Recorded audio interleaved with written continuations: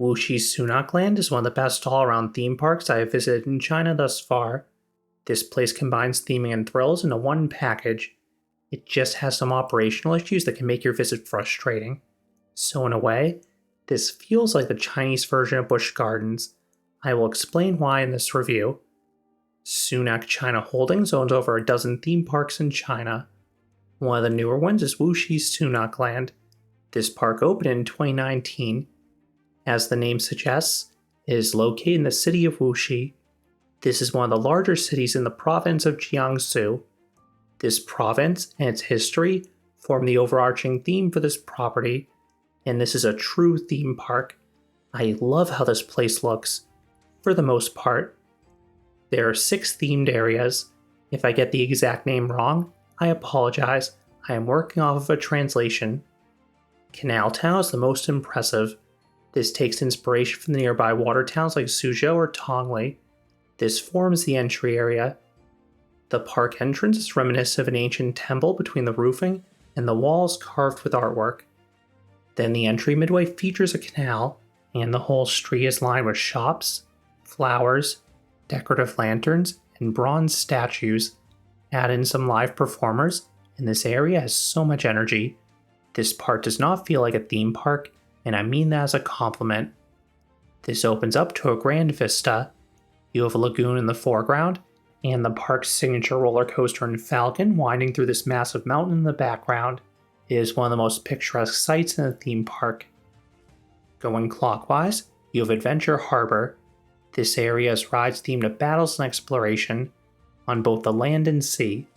One of the most striking things about this land is the colossal show building for the park's dark ride, as it features a giant ship protruding from it. Next is Pastoral Songs. I believe this area is about celebrating the natural beauty of China and some of the folk songs it inspired. The land has some flower-themed rides and greenery, but I think the best looking attraction is Surf's Up Duck Duck Goose. This Shoot the Chutes has a drop out of a themed hill. Then comes Steam Age. This is a factory-themed area. There are these grayish cogs and piping as you'd expect down the midway, but it also has a fair amount of greenery. All the rides here are themed to machinery. Then the backdrop is the large show building for the Dream Factory indoor roller coaster. I will note the pathway to go between Pastoral Songs and Steam Age can be a bit hard to spot. It is this decorative walkway along the back edge of the property. But other than that, the park was fairly easy to navigate because the main layout formed a loop. The next area is the one with Falcon. I believe this land is Ziake, which centers around a famous explorer and geographer. That is why the land relies on natural beauty. You can walk all around that iconic mountain structure for Falcon, seeing the coaster cycling all around you. This gives the land so much life. The final land is Pop Spring. This land is meant more for kids, as it features colorful and fanciful characters. I do like the concept. However, this land is in desperate need of a refresh. Much of the paint was faded, which frequently can happen with these lands that feature this many bright shades of paint. It is difficult to upkeep. Even if you don't want to ride anything, this place is a pleasant park to walk around. And on that note, this is one of those parks that's completely free to enter. That seems to be common with the Sunac parks. And it especially makes sense here because there's a massive popular mall just outside the entrance. I imagine this park gets quite a bit of foot traffic from that place. Once inside the theme park, you can choose to pay per ride or purchase an unlimited ride ticket. Most rides cost 40 to 60 yuan, or $6 to $9 if you're paying per ride. Meanwhile, I was able to get an unlimited ride ticket that was valid for 3 days no less, for just 100 yuan, or $15. I got this price on trip.com during a promotion. It is one of the best deals I've ever gotten for a theme park, especially for one of this size and quality. Normally, it costs closer to 220 yuan, or $33 for the same ticket, which still is a fantastic price. I am not sure how much it costs to buy an unlimited ticket in person. I avoided doing this because I had a friend who had some issues buying tickets there on site. I have said this in my other reviews for Chinese theme parks, but make sure you have Alipay and WeChat downloaded on your phone and verified before getting to the country. These are the primary payment methods in China. Your ride ticket is linked to your face. On your first ride, the operator will have to scan your ticket and take your photo, which is a bit tedious, but from that point forwards, you just look at the camera at each attraction entrance and you will be admitted. This system works surprisingly well once your ticket is linked. The initial linking is one source of some slower operations. This is in addition to people that may try to purchase individual ride tickets at the end of the queue. There also are multiple rides that seem to wait a set amount of time in between cycles. The roller coasters all seem to wait 10 to 15 minutes in between cycles. At first, I thought that was just because the staff members were waiting for a minimum number of riders, but they were doing this even when there already were enough people in the queue to fill the next train. While the park had a decent number of people in the front areas, most of the rides had minimal waits, and the midways really thinned out towards the back. Most rides were just a one-cycle wait. Again, that could take 10 to 15 minutes with how they operate the rides. The longest queue I experienced was for Dream Factory, which had reached a 30-minute wait. Many parks in China offer skip-the-line passes. I did not look into this too closely here due to the short waits. I saw one or two rides that appear to have separate queue lanes, but they were not clearly marked, so it is possible they have a paid way to skip queues if necessary. I was surprised that crowds were not heavier, given how densely populated the Wuxi and the surrounding cities are, but I did visit on an off-peak weekday. This seems to be the prime time to visit Chinese theme parks if you're visiting from abroad. Now for some other operational frustrations I want to note. First, rides have delayed openings and early closes. On my visit, many rides did not open until 1 hour after the park did.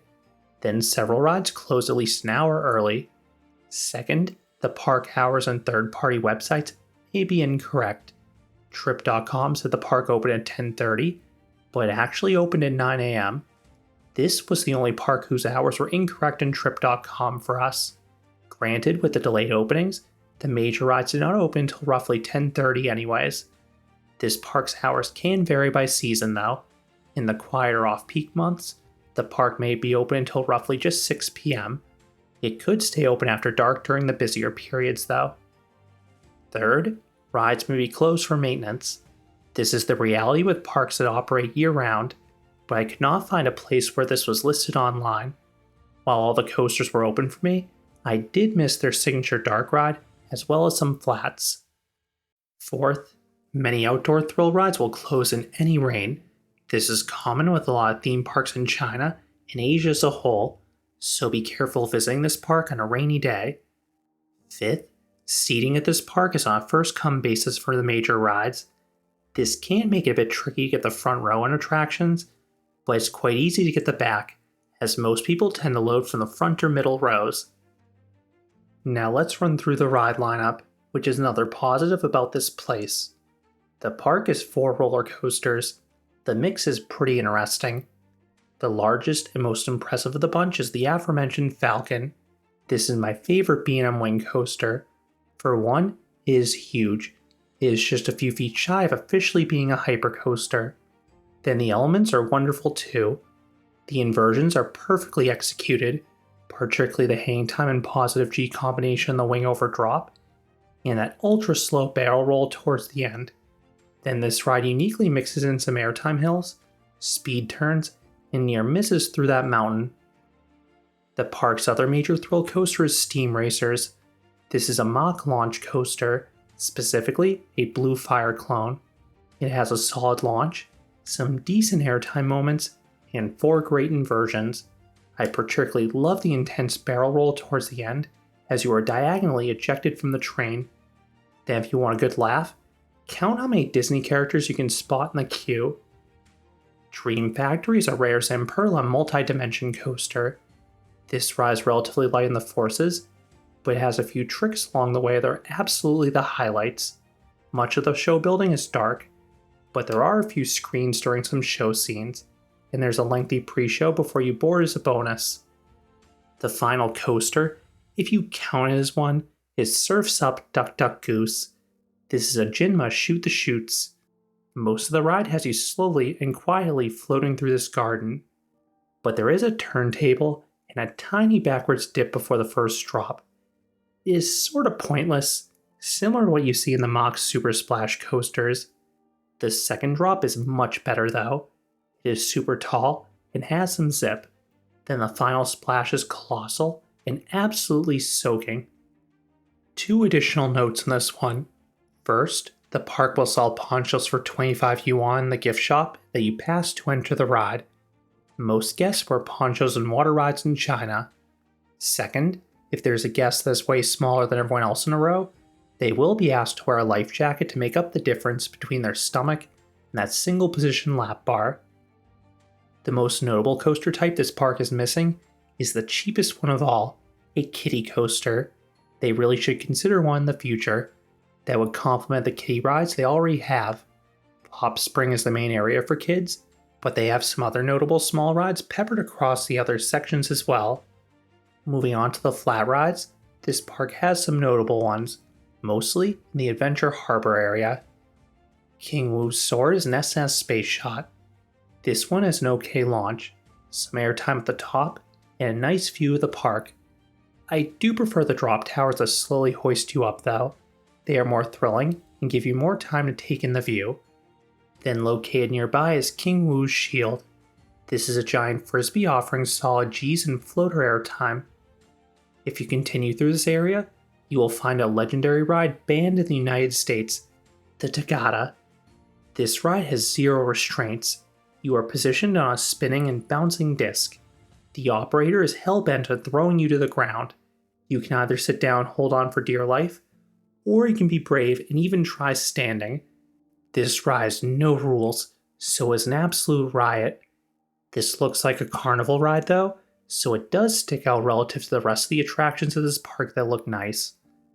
If you want an incredible view of the property, the park has one of the largest Ferris wheels I've ever seen at a theme park. It reminded me of something you'd see at a Japanese theme park. Then this park has a respectable mix of spinning rides scattered about. Unfortunately, some of the more extreme looking flats towards the back of the park were closed for me. Moving on to the dark rides, this park has a few options. Final Sea Battle is widely considered to be one of the best dark rides in China.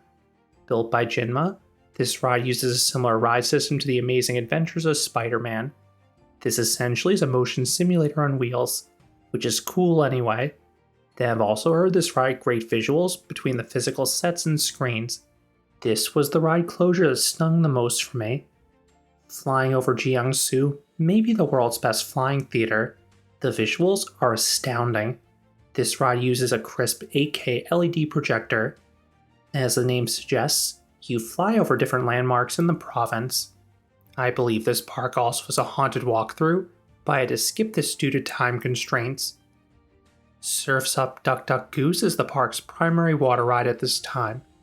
The park used to have an awesome looking River Rapids ride from Whitewater West, but it has been standing but not operating for quite some time, and this is really unfortunate. This uses the same ride system as the one at Shanghai Ocean Park, and I loved that one. All I could see was a large half-pipe getting overgrown by trees. Two other attractions worth noting. One, this park has this weird ATV experience towards the back of the park. Two, there's a large tubing ramp in the center of the park. You do not see either of these at many theme parks. Since I had limited time, I chose to focus on the rides, but there are a handful of shows. I saw a large arena by the lagoon, but I'm not sure what it was used for. I did see some of the aforementioned street entertainment though in Canal Town. I also chose to eat at the mall just outside the park, but there were several eateries available inside the park if you're looking for convenience. I just cannot speak on the quality. How much time do you need at this park? I could easily spend a full day here between the quality coasters and those good non-coasters. If you have low crowds like myself, you can do the roller coasters and primary non-coasters in roughly half a day. That is noteworthy if you want to combine this park with another one. Combining this park with another one in the Suzhou area is doable, especially if you start with this park and switch to another with a late close. Because of persistently rainy weather my first few days in Suzhou, I had to do 3 parks in one day. Not ideal. I started with Wuxi Sunac Land before jumping to Joyland for a few hours. I then went to China Dinosaurs Park which had a very late close. It was just enough time to ride Dinosaur Mountain and Dinoconda, but that was it. My busy day is part of the reason that I used Didi to get to this park. This is China's version of Uber. It was the fastest and most convenient way to get around, and it is way more affordable than rideshare services in other countries. Alternatively, I believe the property has a large parking lot available. Then you can access this park via train. Wuxi is a long-distance train station that can connect you to cities like Suzhou or Shanghai. Then there's a subway station within walking distance of this theme park. Do I recommend Wuxi Sunac Land? Absolutely. This is a very well-rounded park. It brilliantly combines theming and thrills. The park had better theming than anticipated, as most of the lands were well executed. Then the park has plenty of enjoyable rides. Falcon and Steam Racers form a formidable top 2 roller coasters. Then the other 2 coasters are unique and supportive. On top of that, the park has some strong non-coasters as well. Add in the low price point, and it makes this place one heck of a deal. The biggest con with this place is the operations. This is quite common with a theme park in Asia, unfortunately. Between the staggered openings, early closures, maintenance closures, and the slow dispatches, it can make it frustrating trying to experience everything. That's why I compare this place to Busch Gardens. The theming and thrill package is excellent. I just wish the park's operations did not make you want to rip your hair out. I have only visited a limited number of theme parks in China thus far, but this seems like it will end up being one of the country's stronger overall parks, and I would love to go back one day. Those are my thoughts on Wuxi Sunac Land. What are your thoughts on this park? Let me know down in the comments. If you enjoyed this review, I would appreciate it if you gave this video a like, and you consider subscribing, because there'll be a lot more roller coaster and amusement park videos here at Canopy Coaster. Thanks for watching.